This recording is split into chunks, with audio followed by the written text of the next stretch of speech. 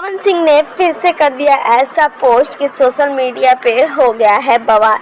जी हाँ, पवन सिंह की एक पोस्ट काफ़ी ज़्यादा वायरल हो रही है, जिसमें पवन सिंह जी ने लिखा है कि ठीक है बा बोला, जब हम बोला तब क्वेश्चन। सोशल मीडिया पे ये बातें चलना अब थोड़ा मुश्किल हो गया है, क्योंकि पवन सिंह जी जब भी कुछ बोलते हैं तो कुछ बड़ा ही होता है। एक तरफ जहां ज्योति सिंह चुनाव प्रचार कर रही है, वहीं अक्षरा सिंह अपना 2 साल पुराने केस में उन्होंने अपना सरेंडर कर दिया है। सोशल मीडिया पे इस तरह की बातें चलती रहती हैं और पवन सिंह का पोस्ट आना काफ़ी मुश्किल है, क्योंकि पवन सिंह जल्दी पोस्ट नहीं करते और इस तरीके का पोस्ट आना लोगों को थोड़ा सा असमंजस में डाल रहा है।